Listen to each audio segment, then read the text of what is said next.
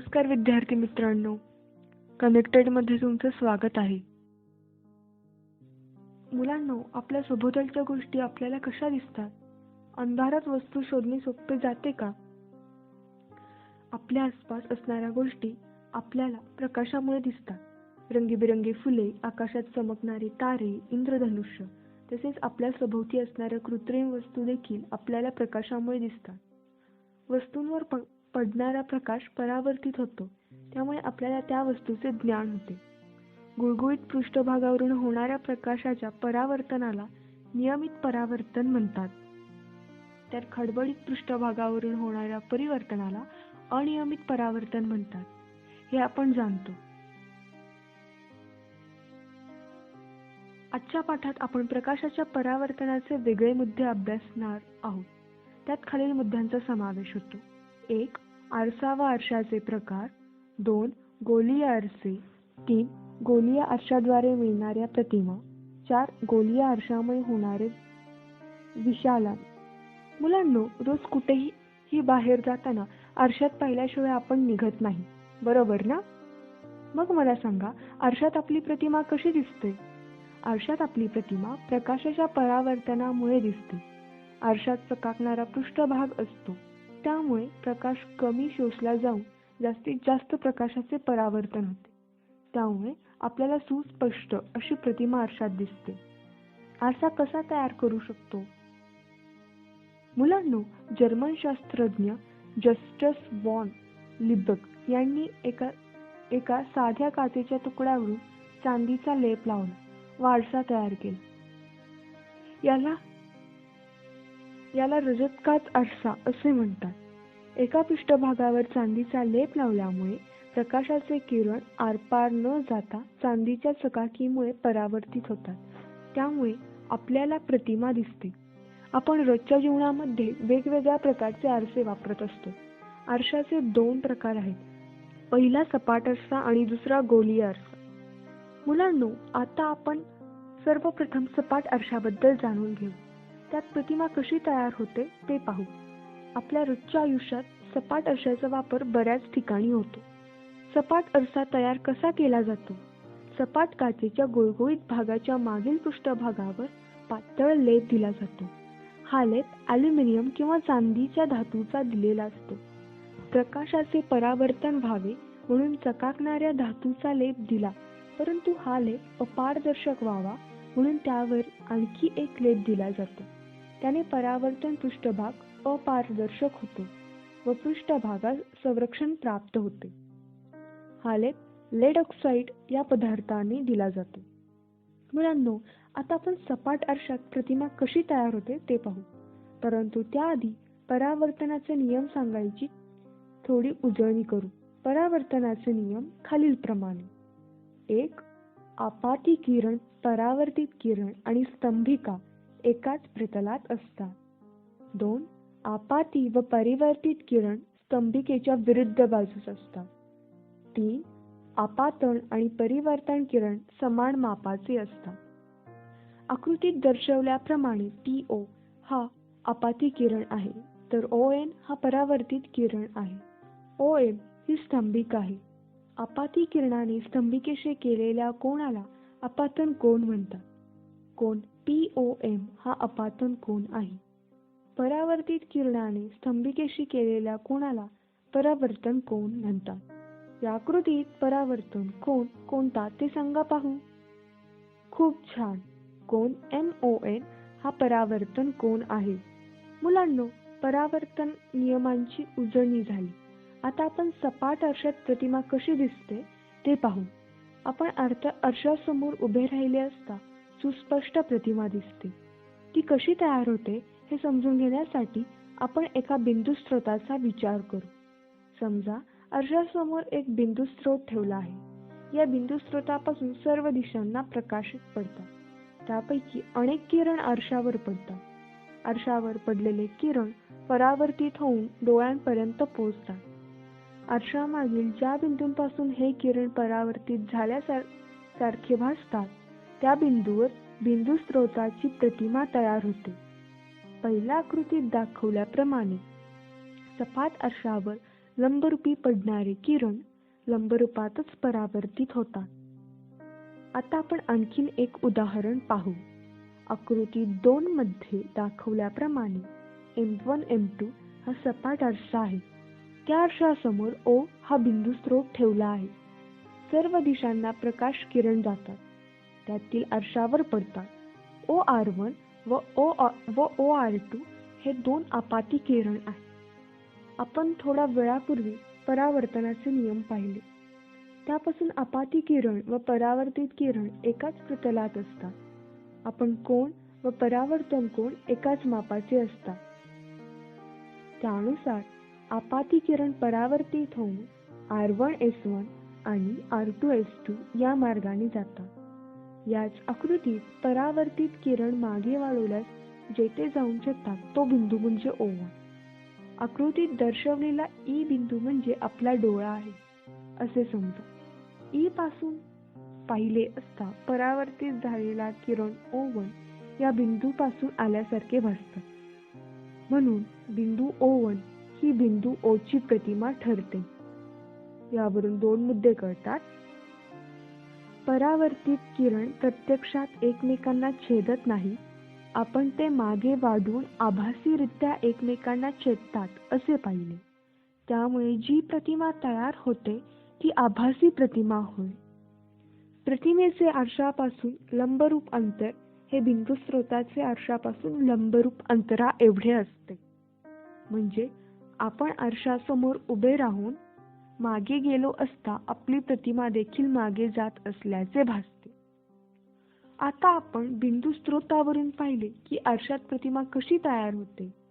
आता आपण विस्तारित स्रोत वापरून पाहू. विस्तारित स्रोत म्हणजे असंख्य बिंदू स्रोत.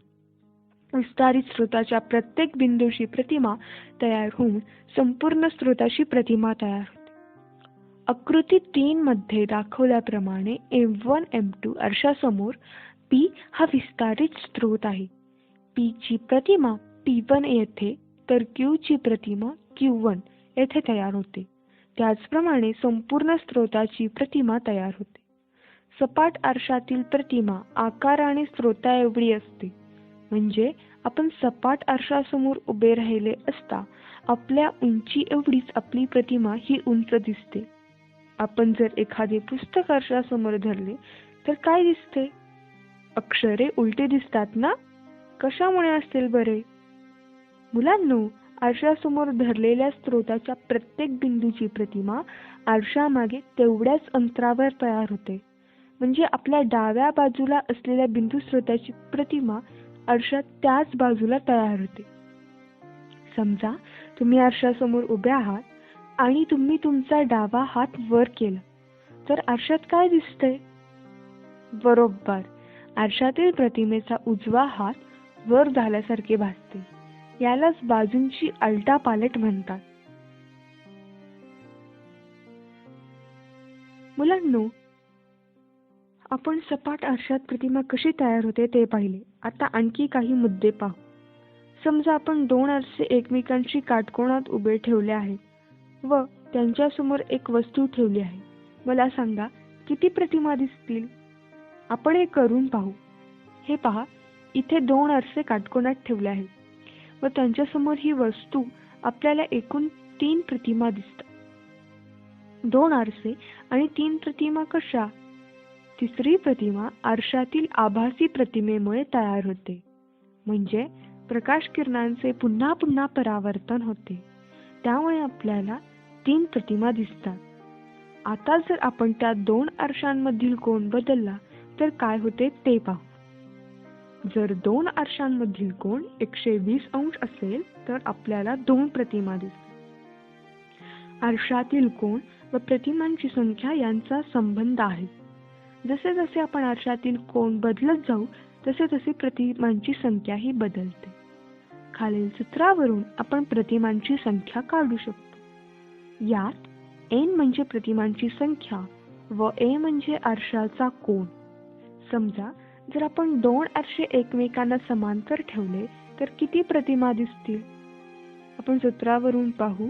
समांतर आरसे म्हणजे आरशामधील कोन 0 अंश. आपल्याला असंख्य प्रतिमा मिळतील. मुलांनो, तुम्ही वेगवेगळ्या आकाराचे आरसे पाहिले असतील. त्यात तुम्हाला तुमची पूर्ण प्रतिमा दिसते का? म्हणजे सगळ्याच आकाराच्या आरशात तुमची संपूर्ण प्रतिमा दिसते का? नाही ना? आरशात आपली संपूर्ण प्रतिमा दिसण्यासाठी आरशाची किमान उंची ही आपल्या उंचीच्या निम्मी असली पाहिजे. या विधानाची सिद्धता आपण आता पाहू. आकृती 4 मध्ये पहा. यात बिंदू H व F यामधील अंतर म्हणजे व्यक्तीच्या उंची, त्यामधील बिंदू E म्हणजे व्यक्तीचे डोळे असे समजा. व्यक्तीसमोर PQ या उंचीचा आरसा ठेवला आहे. हा आरसा जमिनीपासून MQ या उंचीवर लंब रूपात ठेवला आहे. PQ ही आरशाची किमान उंची आहे असे समजा. आकृतीत बिंदू R म्हणजे HE चा मध्यबिंदू आहे व बिंदू S हा EF चा मध्यबिंदू आहे. आकृतीवरून PQ बरोबर RS बरोबर RE अधिक ES बरोबर HE भागिले 2 अधिक EF भागिले 2 बरोबर HF भागिले 2. मुलांनो, आपण सपाट आरशाबद्दल जाणून घेतले. आता आपण आरशाचा दुसरा प्रकार म्हणजे गोलीय आरसे याबद्दल जाणून घेऊ. मुलांनो, तुम्ही गोलीय आरसे जत्रेत पाहिले असतील. त्यात वेडेवाकडे चेहरे दिसतात. या आरशांचा पृष्ठभाग सपाट नसून वक्र असतो. आपल्या नेहमीच्या सपाट आरशात जशा प्रतिमा तयार होतात तशा प्रतिमा या वक्र आरशात होत नाही. तुम्ही कधी मोटारसायकलचा आरसा पाहिला आहे का? तो आरसा गोलीय असतो. गोलीय आरसे असतात कसे ते पाहू. समजा एका रबरी बॉलचा एक तुकडा आपण कापला तर त्या कापलेल्या भागाचे 2 पृष्ठभाग असतात. गोलीय आरसे हे रबरी बॉलच्या कापलेल्या भागाच्या आकाराप्रमाणे असतात. त्यात दोन्ही बाजूंचा आरसा म्हणून उपयोग होतो. म्हणजे गोलाकार आकाराच्या आतील किंवा बाहेरील पृष्ठभागावर चकचकीत पदार्थाचा लेप लावून गोलीय आरसा तयार केला जातो. यातील आतील किंवा बाहेरील पृष्ठभागावरून प्रकाशाचे परावर्तन होते. यावरून गोलीय आरशाचे 2 प्रकार पडतात: अंतर्गोल आरसा व बहिर्गोल आरसा. अंतर्गोल आरसा जर गोलाकार पृष्ठभागाचा आतील भाग चकचकीत असेल तर त्याला अंतर्वक्र आरसा म्हणतात. इथे आतल्या पृष्ठभागावरून प्रकाशाचे परावर्तन होते. बहिर्गोल आरसा जर गोलाकार पृष्ठभागाचा बाहेरील भाग चकचकीत असेल तर त्याला बहिर्वक्र आरसा म्हणतात. इथे बाहेरील पृष्ठभागावरून प्रकाशाचे परावर्तन होते. मुलांनो, आता आपण गोलीय आरशाशी संबंधित काही संज्ञा यांचा अभ्यास करू. यासाठी आकृती 5 बघा. यात आडव्या ओळींनी दर्शवलेला भाग म्हणजे गोलीय आरशाचा पृष्ठभाग आहे. हा गोलीय आरसा म्हणजे एका गोलाचा भाग असतो. म्हणून आपण पूर्ण वर्तुळ काढून त्यात गोलीय आरशाचा पृष्ठभाग दर्शवला आहे. आरशाच्या पृष्ठभागाच्या मध्यबिंदूस ध्रुव म्हणतात. आकृतीत P हा बिंदू आरशाचा ध्रुव आहे. वक्रता केंद्र आरसा ज्या गोलाचा भाग असतो त्या गोलाच्या केंद्रास वक्रता केंद्र म्हणतात. या आकृतीत C हा बिंदू आरशाचे वक्रता केंद्र आहे. वक्रता त्रिज्या आरसा ज्या गोलाचा भाग असतो त्या गोलाच्या त्रिज्येला वक्रता त्रिज्या म्हणतात. या आकृतीत CP व CE यांची लांबी या आरशाची वक्रता त्रिज्या आहे. मुख्य अक्ष आरशाचा ध्रुव व वक्रता केंद्र यातून जाणाऱ्या सरळ रेषेला आरशाचा मुख्य अक्ष म्हणतात. आकृतीत PM हा मुख्य अक्ष आहे. मुख्य नाभी आरशाच्या प्रकारानुसार याची व्याख्या बदलते. ती कशी ते पाहूया. अंतर्गोल आरशाच्या मुख्य अक्षाला समांतर असलेले आपाती किरण परावर्तनानंतर मुख्य अक्षावर आरशासमोर एक विशिष्ट बिंदूत जाऊन मिळतात. या बिंदूला अंतर्गोल आरशाची मुख्य नाभी म्हणतात. आकृतीत दाखवलेला आरसा अंतर्गोल आहे. F या बिंदूला अंतर्गोल आरशाची मुख्य नाभी म्हणतात. बहिर्गोल अर्शाच्या मुख्य अक्षाला समांतर असलेले आपाती किरण परावर्तनानंतर अर्शामागील मुख्य अक्षावरील एका विशिष्ट बिंदूपासून आल्यासारखे भासतात. या बिंदूला अर्शाची मुख्य नाभी म्हणतात. नाभीय अंतर अर्शाचा ध्रुव व नाभी यांच्यातील अंतराला नाभीय अंतर म्हणतात. नाभीय अंतर हे वक्रता त्रिज्येच्या निम्मे असते.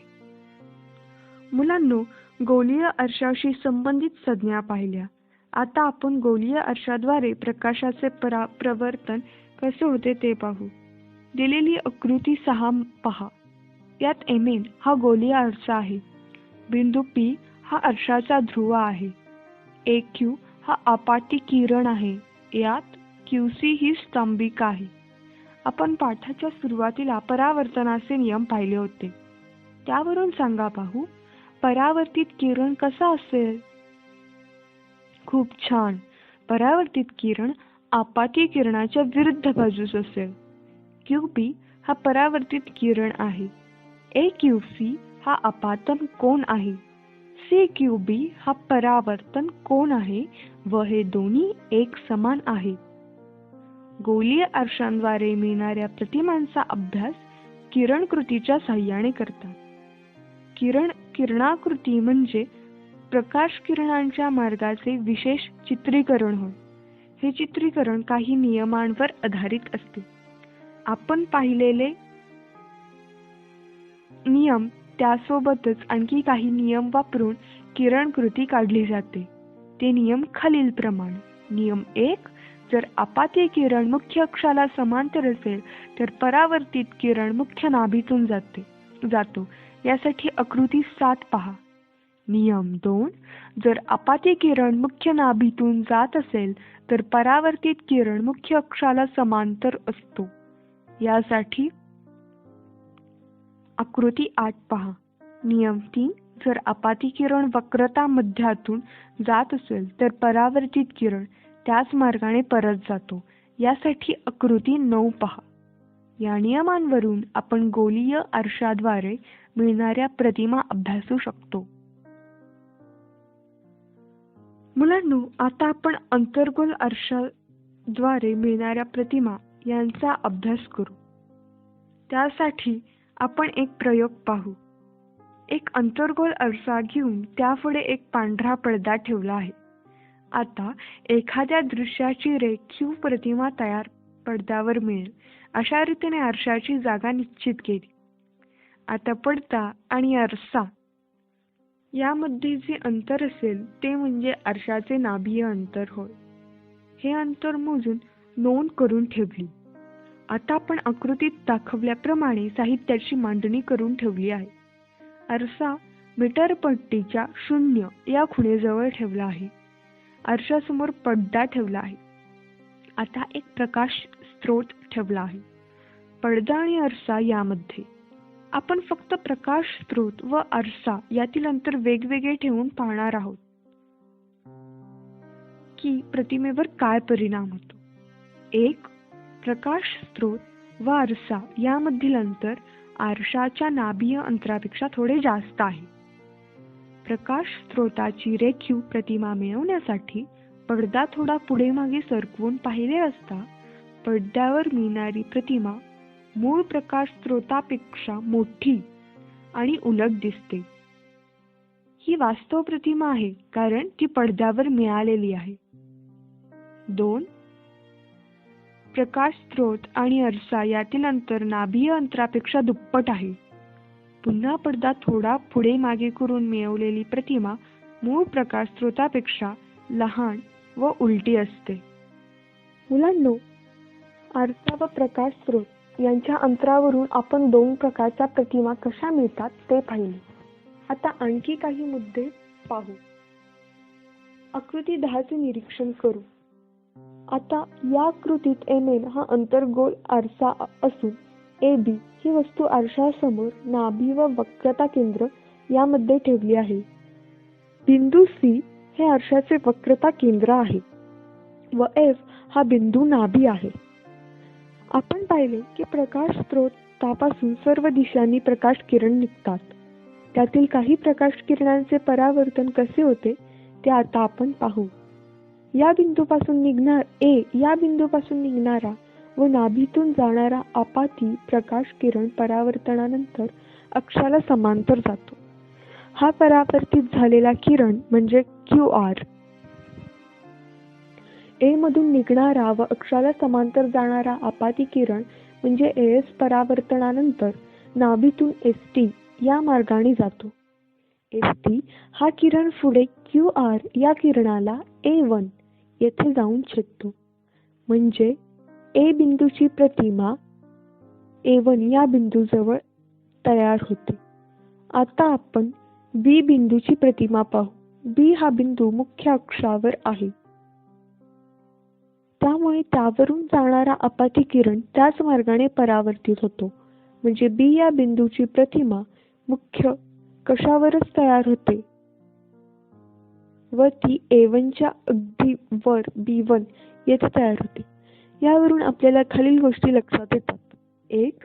नाभी व वक्रता केंद्र यांच्यामध्ये ठेवलेल्या वस्तूची प्रतिमा वक्रता केंद्राच्या पलीकडे मिळते. 2. ही प्रतिमा उलटी व मूळ वस्तूपेक्षा मोठी असते. 3. परावर्तित किरण एकमेकांना प्रत्यक्षात छेदतात, त्यामुळे ही वास्तव प्रतिमा होय. मुलांनो, आता आपण या आकृतीचे निरीक्षण करू. मागील आकृतीप्रमाणेच यातही MN हा अंतर्गोल आरसा असून C म्हणजे वक्रता केंद्र आहे व F नाभी. बिंदू P म्हणजे आरशाचा ध्रुव आहे. AB ही वस्तू आरशाचा ध्रुव व नाभी यांच्या दरम्यान ठेवली आहे. A पासून निघणारा व अक्षाला समांतर असणारा प्रक्षकिरण AQ आणि A पासून वक्रता केंद्राशी जोडणाऱ्या दिशेने जाणारा AS हे दोन आपाती किरण आहेत. AQ हा आपाती किरण परावर्तित होऊन नाभीतून जातो. तो QF ने दर्शवला आहे. AS हा आपाती किरण त्याच मार्गाने परत येतो. आता SC व FQ हे किरण मागे वाढवल्यास ते A1 या बिंदूपाशी जाऊन छेदतात. म्हणजे A या बिंदूची प्रतिमा A1 या बिंदूपाशी तयार होते. तयार होणारी प्रतिमा आरशामागे सुलटी व मूळ वस्तूपेक्षा आकाराने मोठी असते. यावरून खालील गोष्टी स्पष्ट होतात. 1. वस्तू नाभी व ध्रुव यांच्यामध्ये ठेवली असता प्रतिमा आरशाच्या मागे मिळते. 2. ही प्रतिमा सुलटी व मूळ वस्तूपेक्षा आकाराने मोठी असते. 3. परावर्तित किरण एकमेकांना प्रत्यक्षात छेदत नाहीत, तर आरशाप्रमाणे आल्यासारखे भासतात, म्हणून ही प्रतिमा आभासी प्रतिमा ठरते. या दोन्ही आकृत्यांवरून हे स्पष्ट होते की अंतर्गोल आरशांद्वारे मिळणारी प्रतिमा कशी असेल हे वस्तू आणि आरसा यांमधील अंतरावर ठरते. पुढील तक्त्यात वस्तूचे स्थान व प्रतिमेचे स्थान दिले आहे. मुलांनो, आपण बहिर्गोल आरशामुळे मिळणाऱ्या प्रतिमेचा अभ्यास करू. पुढील आकृती पहा. यात MN हा बहिर्गोल आरसा असून C हे वक्रता केंद्र आहे. मुलांनो, लक्षात घ्या, अंतर्गोल आरसा व बहिर्गोल आरशाचे वक्रता केंद्र एकमेकांच्या विरुद्ध बाजूस असतात. बहिर्गोल आरशाचे वक्रता केंद्र आरशाच्या मागे आहे. बिंदू F म्हणजे आरशाची नाभी होय. बिंदू P म्हणजे ध्रुव. AB ही वस्तू आरशासमोर ठेवली आहे. बिंदू A पासून निघणारे व अक्षाला समांतर असणारे किरण नाभीला जोडणाऱ्या रेषेच्या मार्गाने परत जातो. Q या बिंदूतून परावर्तित किरण मागे ओढला असता तो F या बिंदूतून जातो. बिंदू A पासून निघणारे व वक्रता केंद्राला जोडणाऱ्या रेषेतून जाणारे किरण परत त्याच मार्गाने परावर्तित होतात. हा किरण मागे ओढून C पर्यंत नेला असता तो QF या रेषेला A1 या बिंदूजवळ छेदतो. म्हणजे ए या बिंदूची प्रतिमा A1 येथे तयार होते. बी बिंदूची प्रतिमा B1 येथे तयार होते. आकृतीवरून खालील गोष्टी स्पष्ट होतात. 1. तयार होणारी प्रतिमा मूळ वस्तूपेक्षा लहान व सुलटी असते. 2. प्रतिमा आरशामागे तयार होते. 3. बहिर्गोल आरशापासून परावर्तित किरण एकमेकांना प्रत्यक्षात छेदत नाहीत, त्यामुळे तयार होणारी प्रतिमा आभासी असते. बहिर्गोल आरशामुळे तयार होणाऱ्या प्रतिमा नेहमीच आभासी व वस्तूंपेक्षा लहान असतात व त्यांचे स्वरूप आरसा व वस्तू यांच्या अंतरावर अवलंबून असते.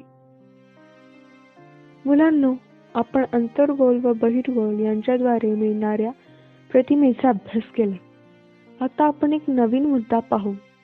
प्रकाशाचे अपसरण व अभिसरण म्हणजे काय ते पाहू. त्यासाठी एक कृती करू. ही एक पेन्सिल बघा. त्यांच्या टोक असलेल्या बाजूला A असे नाव देऊ व दुसऱ्या टोकाला B असे नाव देऊ. आता अशाच आणखी काही पेन्सिल घेऊ. आता सर्व पेन्सिलची A टोके एकत्र येतील अशा रीतीने त्या ठेवल्या. येथे पेन्सिलची A टोके अभिसारित झाली आहे. आता पेन्सिलची अशा रीतीने मांडणी केली आहे ज्याने पेन्सिलची B टोके एकत्र येतील व टोक A एकमेकांपासून दूर असतील. येथे पेन्सिलची A टोके अपसारित झाली आहे. यावरून प्रकाशाचे अपसरण व अभिसरण म्हणजे काय हे आपण सांगू शकतो. जेव्हा सर्व प्रकाश किरण एका बिंदूवर येऊन मिळतात तेव्हा प्रकाशाचे अभिसरण झाले आहे व जेव्हा सर्व प्रकाश किरण एकमेकांपासून दूर असतात तेव्हा प्रकाशाचे अपसरण आहे असे म्हणतात. अंतर्वक्र आरशाला अभिसारी आरसा असे म्हणतात कारण मुख्य अक्षाला समांतर असणारे किरण परावर्तनानंतर एका बिंदूपाशी एकत्र येतात म्हणजे अभिसारित होतात. आकृती 13 पहा. याउलट बहिर्गोल आरशावरून परावर्तित झाल्यानंतर अपसारित होतात म्हणजे एकमेकांपासून दूर जातात. म्हणून बहिर्गोल आरशाला अपसारी आरसा म्हणतात. आकृती 13 मध्ये पहा. अंतर्वक्र आरशामुळेच वस्तूच्या आरशापासूनच्या स्थानावरून मूळ वस्तूपेक्षा मोठी किंवा लहान प्रतिमा तयार होते. तर बहिर्वक्र आरशामुळे वस्तूच्या मूळ आकारापेक्षा लहान प्रतिमा तयार होते. मुलांनो, आपण आरशातून मिळणाऱ्या प्रतिमांचा अभ्यास केला. पण आता सांगा की गोलीय आरसा अंतर्गोल आहे की बहिर्गोल? हे कसे ओळखणार? आता आपण तेच पाहू. आपण पाहिले की अंतर्गोल आरशाचे तयार होणारी प्रतिमा व तिचे स्वरूप वस्तू व आरसा यांच्यातील अंतरावर अवलंबून असते. परंतु बहिर्गोल आरशाच्या बाबतीत असे नसते. अंतर्गोल आरशात सुलटी व उलट प्रतिमा कधी तयार होते हे आपण पाहिले. सांगा बरे ते. वस्तू जर ध्रुव व नाभी यांच्यामध्ये असेल तर अंतर्गोल आरशामुळे तयार होणारी प्रतिमा ही आभासी, सुलटी व मूळ वस्तूच्या आकारापेक्षा मोठी असते. तसेच जर वस्तू वक्रता केंद्रावर असेल तर तयार होणारी प्रतिमा वास्तव मूळ वस्तूच्या उलट व तिच्या एवढीच असते. या उलट बहिर्वक्र आरशामुळे तयार होणारी प्रतिमा नेहमीच आभासी व लहान असते. म्हणजे गोलीय आरशाच्या प्रकारानुसार त्यामुळे तयार होणाऱ्या प्रतिमेचे स्वरूप वेगळे असते. प्रतिमेच्या स्वरूपावरून आपण गोलीय आरसा अंतर्वक्र आहे की बहिर्वक्र आहे हे सांगू शकतो. वस्तू आणि आरसा यामधील अंतर बदलून पाहिजे तर दिसणारी प्रतिमा अंतर बदलून सुद्धा सुलटी आणि लहान राहिली तर तो गोलीय आरसा बहिर्वक्र आहे. जर अंतर बदलल्याने प्रतिमा उलटी सुलटी होत असेल अथवा लहान मोठी होत असेल तर तो आरसा अंतर्वक्र आहे. अंतर्वक्र आरशामुळे वास्तव किंवा आभासी प्रतिमा तयार होतात. बहिर्वक्र व सपाट आरशामुळे आभासी प्रतिमा तयार होतात. गोलीय आरसे कुठे वापरले जातात? जेव्हा प्रकाश किरण आरशावरील परावर्तनाद्वारे एका बिंदूपाशी एकत्र येतात, तेव्हा प्रकाशाचे अभिसरण होते. आपल्याला ज्यावेळी प्रकाश एका बिंदूत एकत्र आणायचा असेल, तेव्हा अभिसारित प्रकाश झोत वापरतात. डॉक्टरांकडे जे प्रकाश झोत असतात ते अभिसारित असतात. त्यामुळे त्यांना डोळे, कान इत्यादींवर प्रकाश एकाग्र करता येतो. सौर उपकरण यामध्ये अभिसारित प्रकाश झोत वापरला जातो, जेणेकरून परावर्तित सूर्यकिरणे नाभिय प्रतलात एकत्र येतील. बॅटरी व गाड्यांचे हेडलाइट यामध्ये देखील अभिसारित प्रकाश झोत वापरला जातो. यात प्रकाशाचा स्रोत अंतर्वक्र आरशाच्या नाभीपाशी ठेवला जातो, जेणेकरून समांतर झोत मिळेल. दातांच्या दवाखान्यात अंतर्वक्र आरशाचा उपयोग होतो. आरशाच्या ध्रुव व नाभी यांदरम्यान वस्तू असेल तर वस्तूची सुलट, आभासी व मोठी प्रतिमा मिळते. हे झाले अंतर्वक्र आरशाबद्दल. जेव्हा आपल्याला प्रकाशाचे स्रोतापासून पसरणे आवश्यक असते, तेव्हा बहिर्वक्र आरसा वापरला जातो. उदाहरणार्थ, रस्त्यावरील दिवे, टेबल लॅम्प, गाड्यांवर उजव्या व डाव्या बाजूस असणारे आरसे बहिर्वक्र असतात, जेणेकरून त्यात सुलटी व लहान प्रतिमा दिसावी. मुलांनो, आता आपण आरशाचे सूत्र पाहू. आरशाचे सूत्र म्हणजे वस्तूचे अंतर, प्रतिमेचे अंतर व नाभीय अंतर यामधील संबंध. आता ही अंतरे कशी मोजतात ते पाहू. दिलेली आकृती पहा. त्यात एक गोलीय आरसा दाखवला आहे. त्याचा ध्रुव हा आरंभ बिंदू मानला जातो व बिंदूपासून सगळी अंतरे मोजली जातात. मुख्य अक्ष हा संदर्भ चौकटीचा एक अक्ष घेतात. अंतराचे काही चिन्ह संकेत आहेत, ते खालीलप्रमाणे.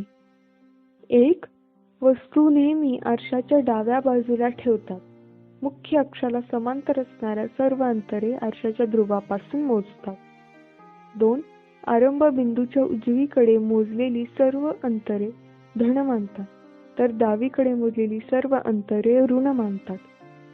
मुख्य अक्षाला लंब व वरच्या दिशेने मोजलेली सर्व अंतरे ऊर्ध्व अंतरे म्हणजे धन असतात. 4. मुख्य अक्षाला लंब व खालच्या दिशेने मोजलेली सर्व अंतरे म्हणजे ऋण असतात. 5. अंतर्वक्र आरशाचे नाभीय अंतर ऋण असते, कारण अंतर्वक्र आरशाची नाभी ही आरशाच्या डाव्या बाजूला असते, तर बहिर्वक्र आरशाचे नाभीय अंतर धन असते, कारण बहिर्वक्र आरशाची नाभी आरशाच्या उजव्या बाजूला असते.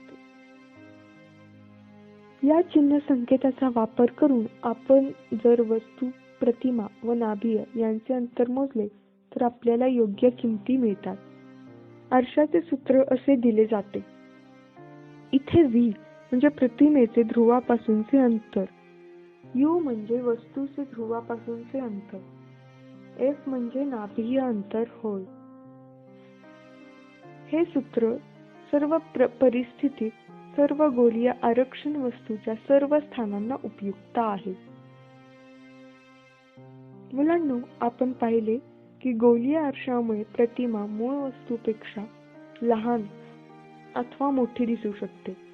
परंतु हे लहान अथवा मोठे होण्याचे प्रमाण काय असते हे देखील आपण काढू शकतो. त्याला गोलीय आरशामुळे होणारे विशालन असे म्हटले जाते. विशालन म्हणजे प्रतिमेच्या उंचीची असणारे वस्तूच्या उंचीची गुणोत्तर. त्यामुळे प्रतिमा मूळ वस्तूपेक्षा किती प्रमाणात उंच झाली हे कळते. चिन्ह संकेतानुसार वस्तूची उंची नेहमी धन घेतली जाते. जेव्हा प्रतिमा आभासी असेल तर उंची धन घेतात. वास्तव प्रतिमेकरिता उंची ऋण घेतात. वस्तूचे अंतर नेहमी ऋण घेतले जाते. मुलांनो, आजचा पाठ संपला. आता आपण काही प्रश्न पाहू. खालील प्रश्नांची उत्तरे द्या. 1. सपाट आरसा कसा तयार होतो? 2. खालील विधाने चुकी बरोबर ते सांगा. 1. सपाट आरशात दिसणारी प्रतिमा आकार आणि स्त्रोता एवढीच असते. बरोबर. सपाट आरशामुळे तयार होणारी प्रतिमा वास्तव असते.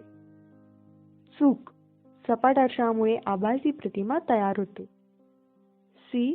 सपाट आरशात व्यक्तीची पूर्ण प्रतिमा दिसण्यासाठी आरशाची किमान उंची ही त्या व्यक्तीच्या निम्मी असणे आवश्यक आहे. तिसरा प्रश्न, गोलीय आरशासंबंधी खालील संज्ञा स्पष्ट करा. ए. वक्रता त्रिज्या. बी. नाभिय अंतर. चौथा प्रश्न, गोलीय आरशामुळे मिळणाऱ्या प्रतिमांचा अभ्यास करण्यासाठीच्या किरणकृती काढण्याचे नियम सांगा. 5. गोलीय आरशामुळे होणारे विशालन म्हणजे काय? खूप छान मुलांनो, तुम्ही छान उत्तरे दिली. आता आपण तपासून पाहू.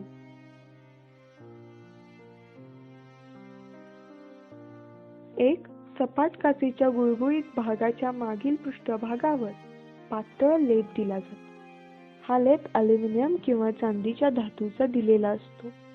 प्रकाशाचे परावर्तन व्हावे म्हणून चकाकणाऱ्या धातूचा लेप दिला, परंतु हा लेप अपारदर्शक व्हावा म्हणून त्यावर आणखी एक लेप दिला जातो. त्याने परावर्तक पृष्ठभाग अपारदर्शक होतो व पृष्ठभागास संरक्षण प्राप्त होते. हा लेप लेड ऑक्साईड या पदार्थाचा दिला जातो. 2. विधाने चुकी बरोबर ते ओळखा. ए. सपाट आरशात दिसणारी प्रतिमा आकार आणि स्त्रोता एवढीच असते. बरोबर. बी. सपाट आरशामुळे तयार होणारी प्रतिमा वास्तव असते. चूक. सपाट आरशामुळे आभासी प्रतिमा तयार होते. सी. सपाट आरशात व्यक्तीची पूर्ण प्रतिमा दिसण्यासाठी आरशाची किमान उंची ही त्या व्यक्तीच्या निम्मी असणे आवश्यक आहे. बरोबर. प्रश्न तिसरा, संज्ञा स्पष्ट करा. त्यातला ए. वक्रता त्रिज्या. आरशात ज्या गोलाचा भाग असतो त्या गोलाच्या त्रिज्येला आरशाची वक्रता त्रिज्या म्हणतात. बी. नाभिय अंतर. आरशाचा ध्रुव व नाभी यांच्यातील अंतराला नाभिय अंतर म्हणतात. प्रश्न चौथा, किरणकृती काढण्याचे नियम. नियम 1. जर आपाती किरण मुख्य अक्षाला समांतर असेल तर परावर्तित किरण मुख्य नाभीतून जातो. नियम 2. जर आपाती किरण मुख्य नाभीतून जात असेल तर परावर्तित किरण मुख्य अक्षाला समांतर जातो. नियम 3. जर आपाती किरण वक्रता मध्यातून जात असेल तर परावर्तित किरण त्याच मार्गाने परत जातो. प्रश्न 5. चे उत्तर. गोलीय आरशामुळे होणारे विशालन म्हणजे प्रतिमेच्या उंचीशी असणारे वस्तूच्या उंचीचे गुणोत्तर. मुलांनो, आजचा पाठ संपला. आशा आहे की तुम्हाला समजलं असेल आणि आवडलं असेल. धन्यवाद.